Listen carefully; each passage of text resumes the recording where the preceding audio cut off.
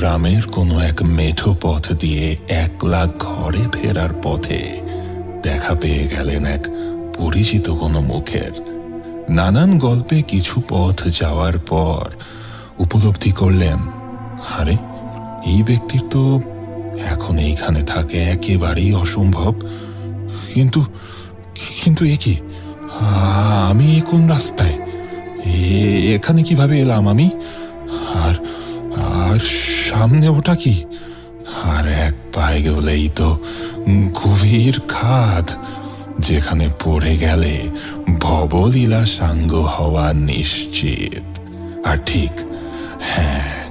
ঠিক সেই মুহূর্তে ঘাড়ে আপনি অনুভব করলেন এক প্রচন্ড ধাক্কার। ভূত গল্পে শুনতে থাকুন তারাশঙ্কর বন্দ্যোপাধ্যায়ের ভুলোর ছলনা। ভুলোকে জানো? না, মানুষ নয়। ভুলো কোনো কুকুরও নয়। ভুলো মানে ভ্রান্তি, যা ভোলায়, মিথ্যে ভুলে ভোলায়। আমাদের দেশে বলে ভুলো হলো একরকম ভূত। ব্রহ্মদৈত্য, মামদো, শাকচুন্নি, গোদানো, গলায় দরের মতো এও এক রকমের ভূত। নিশির নাম অনেকেই জানে। ভুলো অনেকটা নিশির মতো, কিন্তু নিশি ডাকে ভোরবেলা কি মাঝরাতে। ভুলোর খেলা সব সময়, তবে ঠিক সন্ধ্যার পর একটু অন্ধকার হলে ভুলোর খেলা জমে ভালো। নিশি ভূত বা প্রেতিনীর সঙ্গে মিলের অনেকটাই। তফাৎ শুধু নিশি ডাকে ঘুমের মধ্যে, আর ভুলোর খেলা জাগ্রত মানুষের সঙ্গে। হয়তো কেউ সন্ধেবেলা যাচ্ছে মাঠের মধ্যে দিয়ে, ভাবছে কোনো এক বন্ধুর কথা কি কোনো এক আপনজনের কথা। হঠাৎ একসময় সেই বন্ধু তার সামনে এসে দাঁড়ালো, বলল, এই যে কিরে? সে বলল, তুই? আরে তোর কথাই তো ভাবছিলাম। হ্যাঁ রে, তাই তো এলাম। এখন আয়, আমার সঙ্গে আয়। মানুষটার মনেও হবে না যে এই বন্ধু কোত্থেকে এলো। হয়তো তখন আসল বন্ধু 10-20 মাইল কি 100 মাইল দূরে রয়েছে, কিন্তু সেই কথা লোকটি জানে। তবু তার মনে সেই প্রশ্নই জাগবে না। ভুলের মায়া, সে বিগলিত হয়ে যাবে তাকে দেখে, এবং মুহূর্তেই মন্ত্রমুগ্ধের মতো তার পেছন পেছন চলবে। ভুলে চলবে পথ ছেড়ে অপথে বিপথে, খানা খন্দ কাটা খোঁচা ভরা জায়গার উপর দিয়ে। মায়ায় ভোলা মানুষটার মনে সেই কথা উঠবেই না। জিজ্ঞাসাও করবে না যে এদিক দিয়ে কোথায় চলছিস ভাই। মনে তখন ঘোর লেগেছে তার। সে চলবে মুখ বন্ধ করে। তারপর মানুষটার দেহ হয়তো পাওয়া যাবে কোনো খানাখন্দের মধ্যে, নয়তো কোনো নদীর দহে, নয়তো কোনো উঁচু জায়গার নিচে একটা পাথরে মাথা ছেঁচে পড়ে থাকবে। লোকটা ভুলো ভূতের সঙ্গী হয়ে গেল এরপর থেকে। তার বাসা হলো যে জায়গায় সে মরেছে সেই জায়গায়, আর ভুলো ফিরে গেল আপন ঠিকানায়। রাত্রে দুজনে মাঠের মধ্যে খুঁজে বেড়াতে লাগলো আর কাকে সঙ্গী করা যায়। আর না হয়তো রাত্রে মাঠের মধ্যে নাচতে গাইতে লাগলো, হায় রে কি মজা, হায় রে ভুলের খেলা, মজার খেলা খেলবি যদি আয় রে, ফুসমন্তর ভুল ভুলিয়া যাবি রে সব দুঃখ ভুলিয়া। এমনই ধরনের কোনো গানটা অবশ্য আমি আন্দাজ করে লিখলাম, কারণ কি গান যে তারা গায় সে তো আমি আমার কানে কখনো শুনিনি। তবে হ্যাঁ, ভুলো ভূতে লোককে ভুলিয়ে নিয়ে যাচ্ছে এ আমি দেখেছি। আরে বাপ, সে কি কাণ্ড! ভুলোয় ভুলিয়ে নিয়ে যাচ্ছে, 100 লোক ভুলো লাগা লোকটাকে ধরবার জন্য ছুটছে, কিন্তু তাকে কিছুতেই ধরতে পারছে না। ভুলো দেখছে, লোকে দেখছে তার কাণ্ড, ছুটে আসছে ওকে ধরতে, ওকে আটকাবার জন্য। লোকটা সোজা ছুটল, কিন্তু তাহলে যে তাকে ধরে ফেলবে, সুতরাং ভুলো ভূত তখন একে বেঁকে ছুটতে লাগলো। সোজা চলছে, হঠাৎ ডাইনে বেঁকলো, তারপর আবার বায়ে, তারপর আবার বায়ে, তারপর বায়ে, কখনো বা একেবারে উল্টো মুখে। আর তার পেছনে ভুলো লাগা মানুষটা ঠিক সেই পথ তেমনি করে একে বেঁকে ছুটতে লাগলো। ফলে যারা পেছন থেকে ধরতে আসছে তারা কিছুতেই তাকে ধরতে পারছে না। অবশেষে ভুলো ভূত একটা গাছে মিলিয়ে গেল, কি সামনে নদী পড়ল, তো তার মধ্যে ডুবলো। পেছনের ভুলো লাগা লোকটাও গাছে ধাক্কা খেয়ে মরল, নয়তো নদীতেই ভুলোর সঙ্গে ডুবলো। কখনো কখনো লোকে ধরে ফেলে, কিন্তু তাতেও বিপদ। লোকটা তখন সব ভুলে গেছে, মা বাপ স্ত্রী সব। ফ্যাল ফ্যাল করে শুধু তাকিয়ে থাকে। এ আমি নিজের চোখে দেখেছি। ভুলো লাগা লোকটাকে বহু কষ্টে ধরেছি, তারই কথা বলছি আজ তোমাদের। এ একেবারে হুবহু সত্য, আগাগোড়া, একদমই বানানো নয়।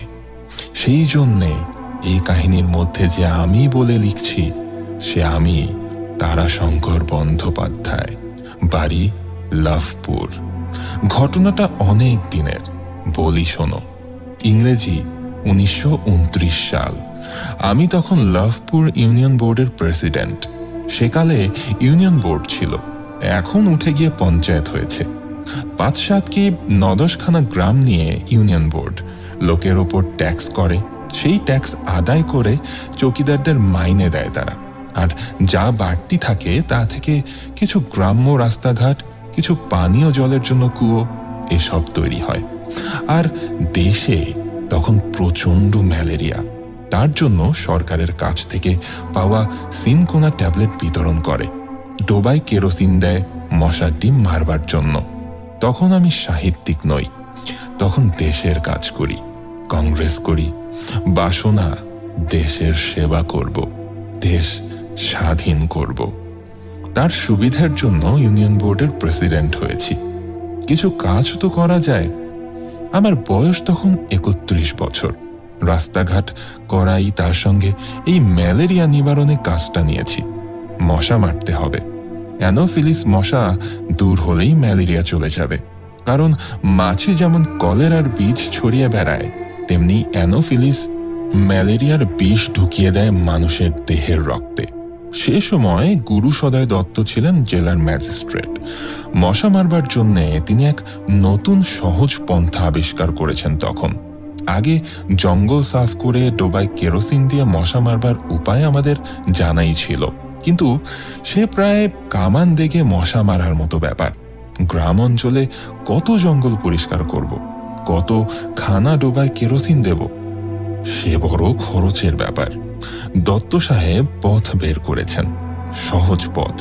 কামান না, বন্দুক না, লাঠিও না, মশাও তোমাকে মারতে হবে না। তুমি টোপা ডুরুলি বা পানা নির্মূল করে ফেলো, তাহলে অ্যানোফিলিস ঝাঁকবন্দি থাকলেও ওদের কামড়ে ম্যালেরিয়া হবে না। ওই টোপা পানার রস খেয়েই অ্যানোফিলিস মশার ভেতর ম্যালেরিয়া জন্মায়, তখন কামড়ালে ম্যালেরিয়া হয়।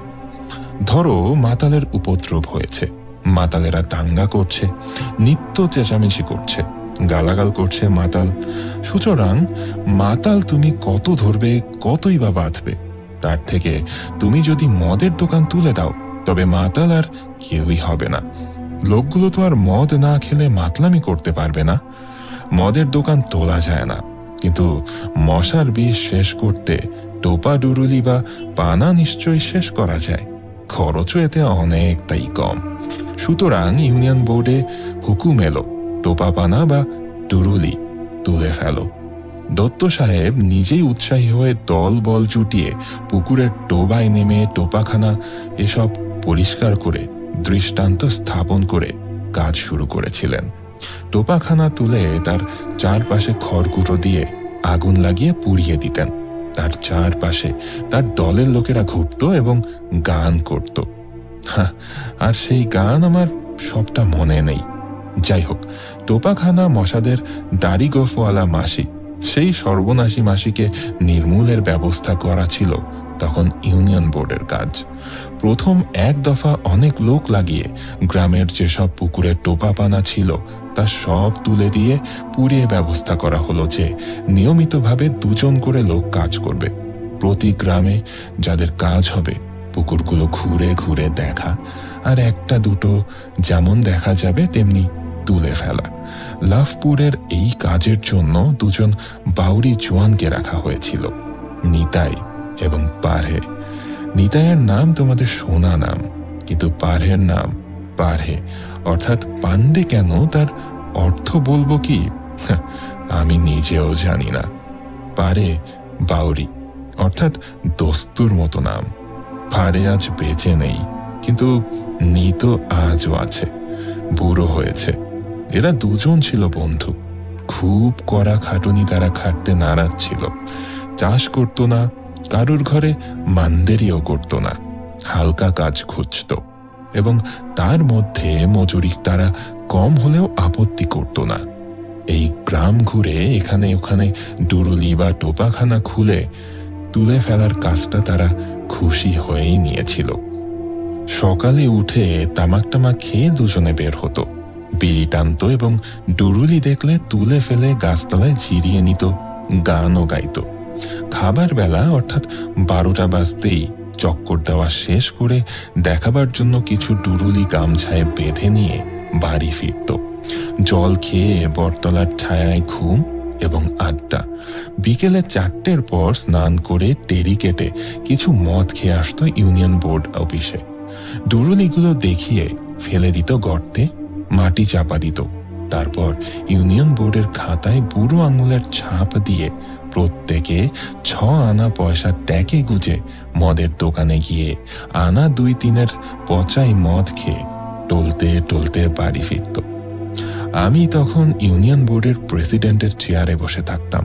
পয়সা কড়ি দিয়ে সকলকে বিদায় করে আমিও ফিরতাম বাড়ি। বন্ধুরা বসে আছেন তখন আসর জমিয়ে তাস খেলছেন। এরই মধ্যে একদিন 1929 সালের শ্রাবণ মাসের শেষ। তখন তার আগে একটা কথা বলা দরকার। সেটা এই যে বাংলাদেশে 1929 সালে খুব ভালো বর্ষা হয়েছিল। শ্রাবণের 3য় সপ্তাহ আসতে আসতেই শেষ হয়ে গেছে। মাঠ সবুজ ধানে ভরে উঠেছে। আষাঢ়ে পোতা জমিতে ধান বেশ বড় হয়েছে, তা প্রায় উঁচুতে হাঁটুর সমান এবং ঝাড়ে গোছেও বেশ মোটা।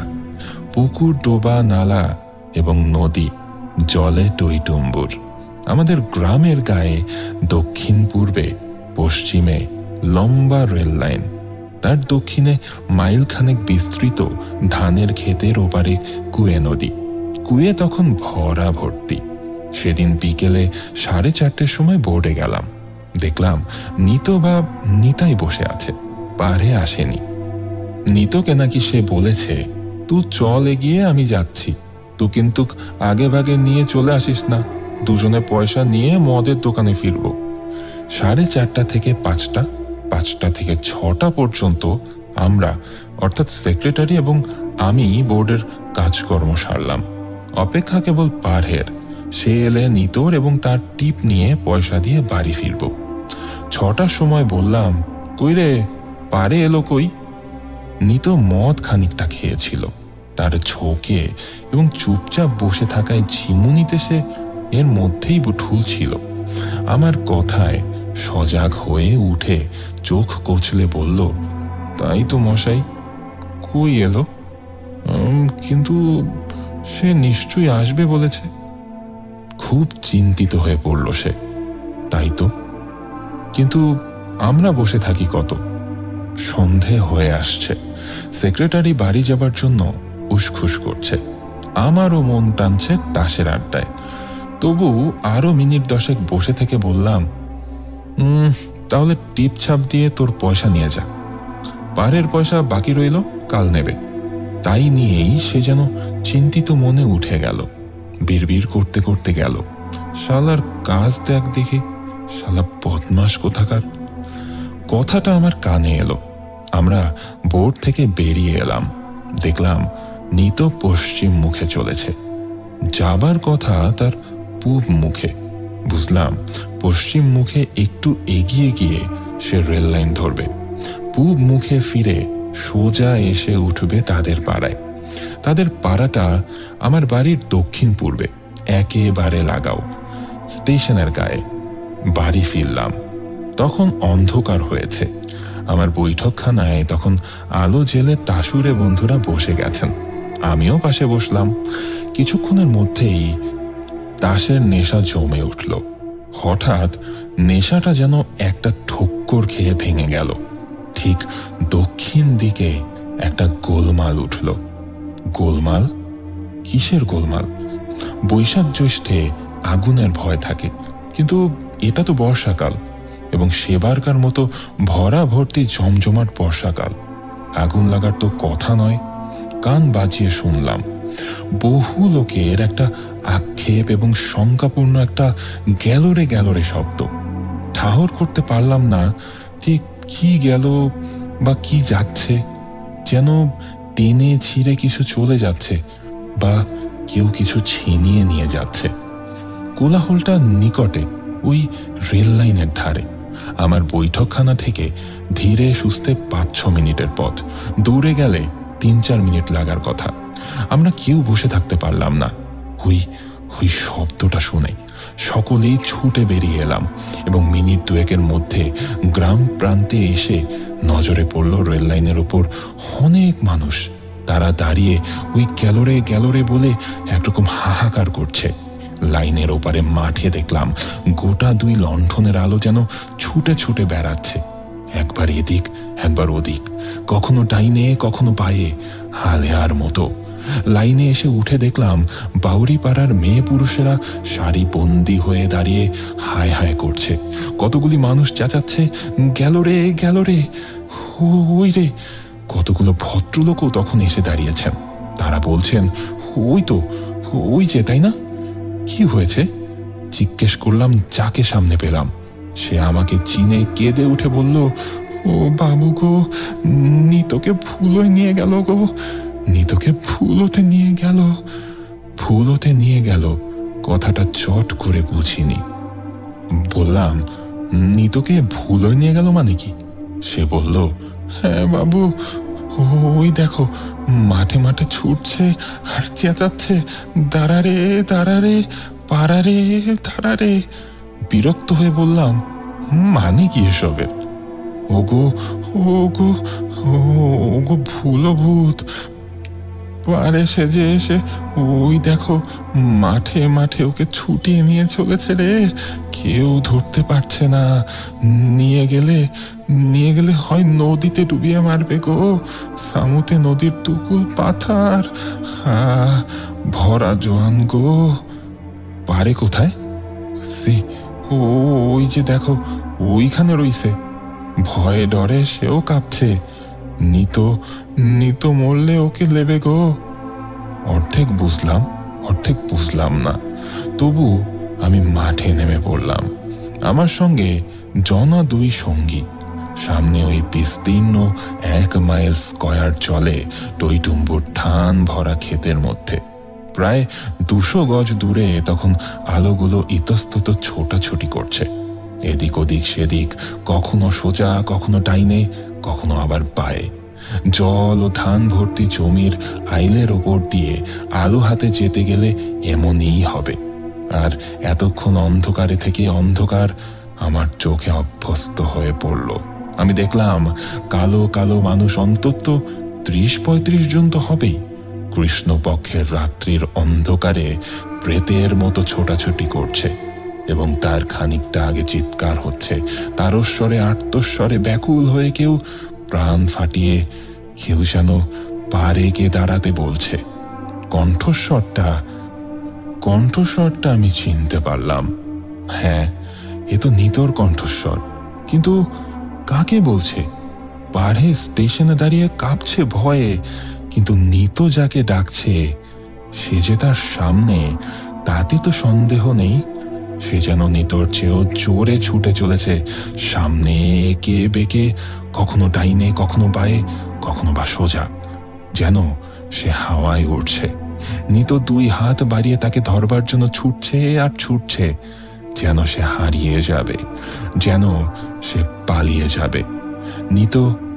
নিতো আর তার কখনো নাগাল পাবে না। পেছনের লোকেরা বহুজনে একসঙ্গে নিতোকে ডাকছে, তাকে থামতে বলছে, কিন্তু নিতো যেন বধির হয়ে গেছে। সে কিছু শুনতে পাচ্ছে না, তার কোনো ভ্রুক্ষেপই নেই। সে যেন সমস্তটা পেছন দিক চিরদিনের মতো ফেলে চলে যাচ্ছে। কে যেন, হ্যাঁ ঠিক দেখলাম, কে যেন টর্চ ফেললো। টর্চের আলোটা নিতোর চিৎকার লক্ষ্য করে ছুটে গিয়ে পড়ল। দেখলাম 2 হাত বাড়িয়ে নিতো ছুটছে। আশ্চর্য সে হাত বাড়ানো এবং আশ্চর্য সেই ছুটে যাওয়া।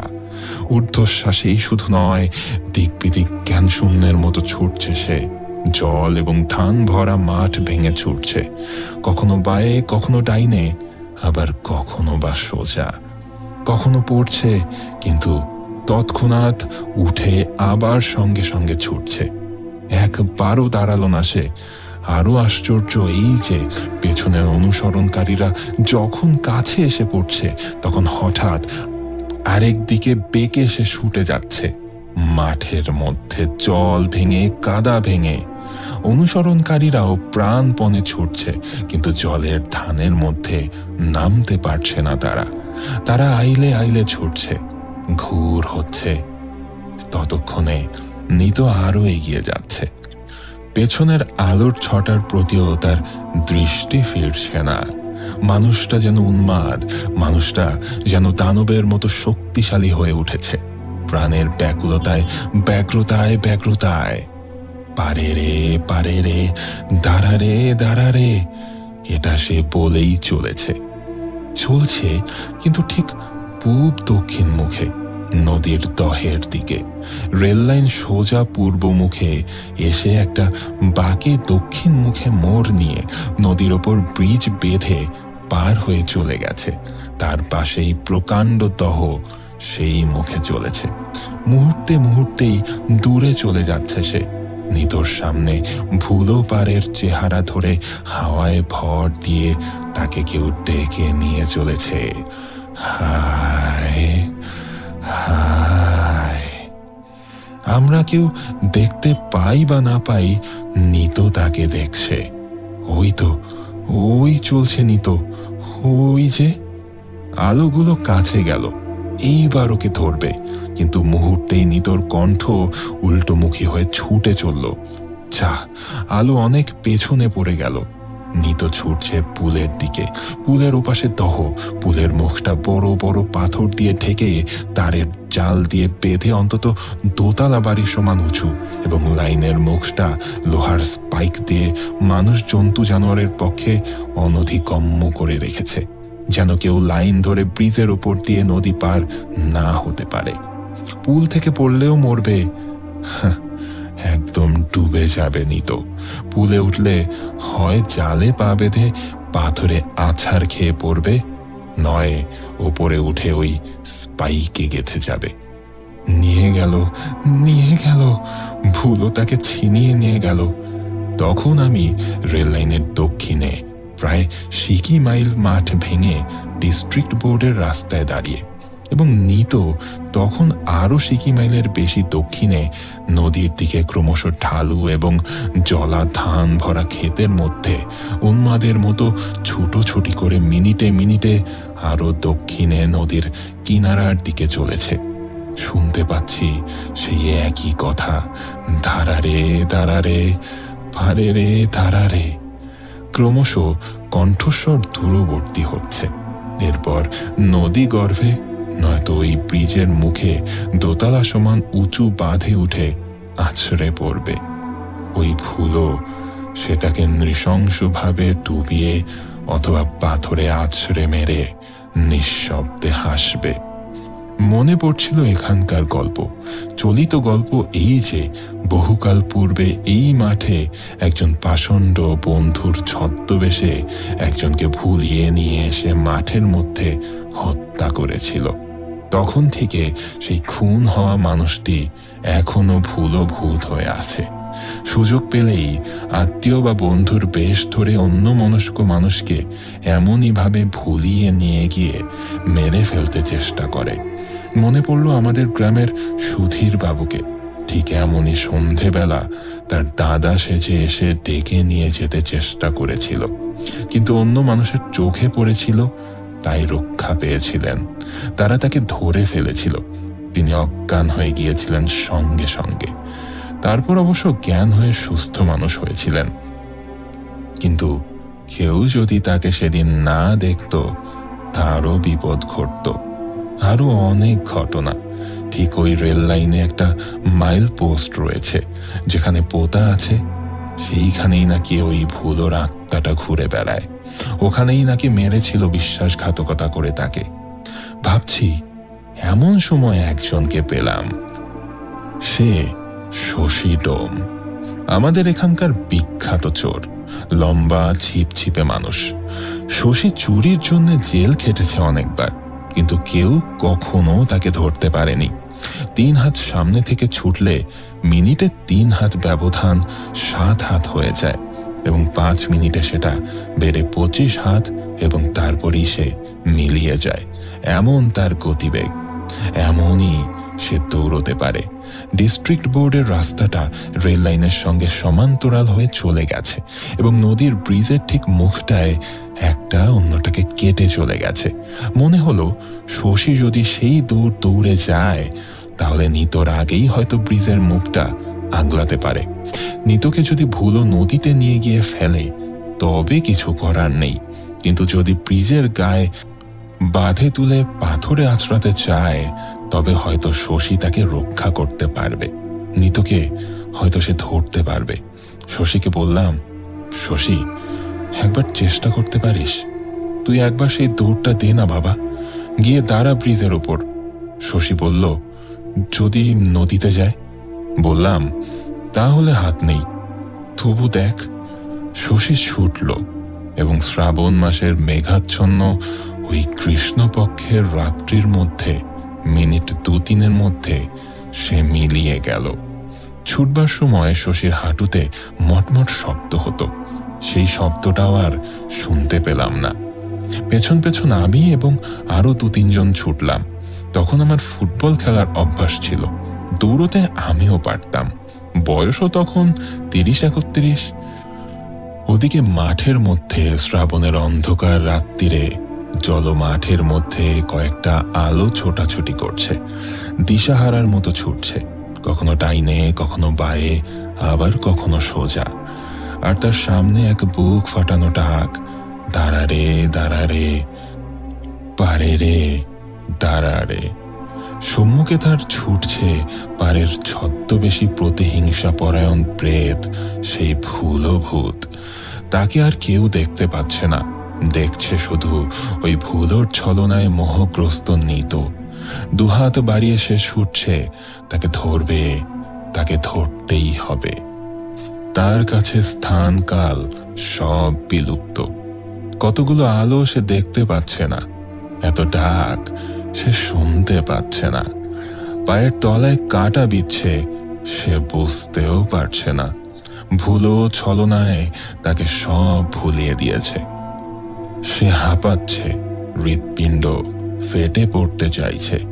স্থির চোখ দুটো হয়তো ঠিকরে বেরিয়ে আসতে চাইছে, তবু তার থামবার উপায় নেই।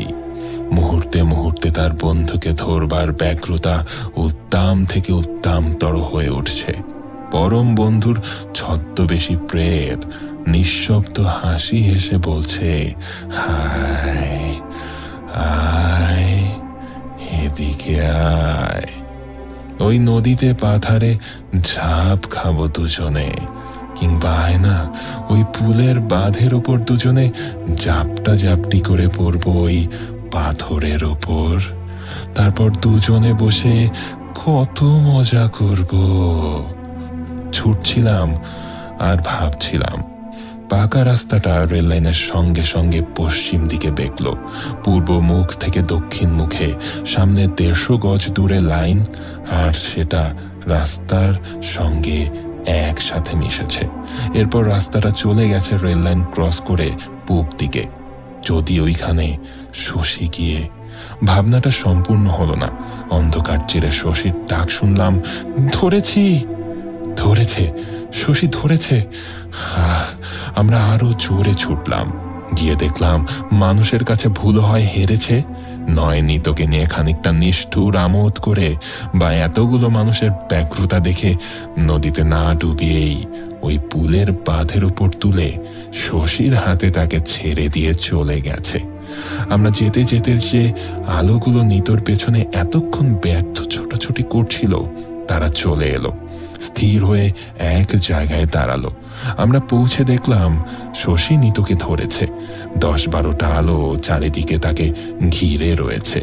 সর্বাঙ্গ জল কাদায় ভরা, তার সঙ্গে রক্তের চিহ্ন। নিত বসে আছে পাথরের মূর্তির মতো। তার চোখ দুটো স্থির, জবা ফুলের মতো রাঙা। হাঁপড়ের মতো হাঁপাচ্ছে সে। দৃষ্টি বিহ্বল এবং নির্বাক। বোবা। লোকে ডাকছে, নিত, নিত। সে বোবা, ফ্যাল ফ্যাল করে শুধু তাকিয়েই আছে। দেখতে দেখতে তার বাবা, তার দাদা, তার মা, স্ত্রী সবাই এলো। তারা তাকে ডাকলো, তারা তাকে ডাকতেই লাগলো। কিন্তু নিত বোবা, নিত কালা। সে বসে আছে, সেই ফ্যাল ফ্যাল করে তাকিয়েই সে বসে আছে। কাউকেই সে চিনতে পারছে না। এবার এলো সত্যিকারের পাড়ে। নিতরে, নিত, নিত তাকেও চিনল না। সে সব ভুলে গিয়েছে। নিতর জ্ঞান চেতনা ফিরল অদ্ভুত ভাবে। তাকে ধরে নিয়ে আসা হলো বাড়িতে। নির্বাক বিহ্বল নিত যন্ত্রের পুতুলের মতো। আমি ডাক্তার দেখাবার কথা ভাবছিলাম, কিন্তু তাদের বাড়ির দৌড়ে এসে দরজার সামনে দাঁড়িয়ে সে হঠাৎ এক ভয়ার্ত চিৎকার করে পড়ে গেল। কিছুক্ষণ পর চোখে মুখে জল দেওয়ার ফলে তার জ্ঞান ফিরল। তার মা তাকে ডাকলো। এবার নিত সাড়া দিল। সে বলল, হ্যাঁ। তারপর বলল, পারে, পারে কোথায়? পারে সামনে এসে বলল, এই যে, আমি তো ঘরেই রয়েছি রে, তুই এমন করে ছুটছিলি কেন? কিছুক্ষণ তার দিকে তাকিয়ে দেখে বলল, তাহলে, তাহলে সে কি অবিকল তোর মতো? বলেই শিউরে উঠে এসে চোখ বুঝল। অনেকক্ষণ পর বলল, বাবুর কাছে পয়সা নিয়ে আমি গিয়েছিলাম পানু সহিসের বাড়ি। মনে করলাম তুই সেখানে গিয়ে জমে গিয়েছিস। তা দেখলাম সেখানে তুই নাই। তখন 2 ঢোক মদ খেয়ে রেল লাইন ধরে আসছি। মুখ আধার হয়েছে, তোর কথাই ভাবছি। এমন সময় ওই মাইলের কাছে পাথরের উপরে দেখলাম তুই বসে রয়েছিস। আমি বললাম, পারে? তা সে সে যেন ঠিক তোর মতোই আমাকে এসে বলল, শালা, মজার তো, ভারী মজার। হায়। আমি বললাম, কোথায়? তা আমাকে লাথি মেরে বলল, হায়, আমার সাথে আয় শালা, ভারী মজা হবে। বলে লাইন থেকে ঝাঁপিয়ে পড়ে ছুটতে লাগলো। আমি বললাম, দাঁড়া দাঁড়া। তা সে হি করে হেসে বলল, হায়, এই শালা, আমার সাথে আয়। কি ছুটলো। আমিও ছুটলাম। আমি বললাম, দাঁড়া রে, দাঁড়া রে। তারপর থামলো নিত। বলল, 1 গ্লাস জল খাবো। তার বাবা বলল, বাবা, ভুলোতে ধরেছিল বাবা, তুই খুব বেঁচেছিস রে। ওই নিমচের জলের ভুলো।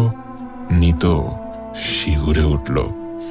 পণ্ডিতেরা শুনে বলেন, ভুলও তো ভূত নয়, প্রেতও নয়, ভুলও ভুল। নিতরই মনের ভুল। মদের নেশার মধ্যে শুধু পারের কথা ভাবতে ভাবতে সে আসছিল। তার মন থেকে বেরিয়ে এসেছিল পারের এক কল্পনায় করা ছবি। সে যত তাকে ধরবার জন্য ছুটেছে, তত ছবিটাও ছুটেছে। ক্রমে উন্মত্তের মতো নিত ছুটেই চলেছে, ভুলে গেছে সব কিছু। আমিও ভেবেছি, যুক্তি তাই বলে, মনের কল্পনা যে একাগ্র মনে কেউ ভাবে তা ঘুমের ঘোরে, নেশার ঘোরে, এমনকি চিন্তা যদি খুব গভীর হয়, তবে এইভাবেই মানুষ ভুল দেখে, ভুল শোনে, এ ভুল মনই করায়। তোমরা যেন বাহ্য জ্ঞান হারিয়ে এইভাবে পথ হেঁটো না কখনো একলা অন্ধকারে। বাহ্য জ্ঞান হারিও না। এ কথার পরেও কিন্তু আমার এই নিমচের জলের ভুলো প্রেত সম্পর্কে সংশয় যায়নি। মনে পড়ে এই মাঠে ওই জায়গাতেই অনেক মানুষ এমনই ভুল করেছে। এই ঘটনার বছর খানেক পরে আমি দেখেছিলাম একজনকে, এমনি করেই মাইল খানেক পথ হেঁটেছিলাম। সে অন্য এক কাহিনী, এবং কে যেন বলে মানুষের হিংসা, মানুষের পাপ নির্দোষ মানুষকে হত্যা করে। প্রতিহিংসা পরায়ণ প্রেত করেছে সে যুগান্ত ধরে। এমনি করেই সুযোগ পেলে ভুলিয়ে নিয়ে ছুটবে নদীর দিকে, পাথরের দিকে, পুকুরের গভীর জলের দিকে, আর অট্ট হেসে বলবে, আয় হায়। কেমন মজা দেখ। তো প্রিয় শ্রোতা, আমরা শুনে এলাম তারাশঙ্কর বন্দ্যোপাধ্যায়ের লেখা ভুলোর ছলনা। এই গল্পটি অনেক বছর আগে লেখা একটি গল্প, কারণ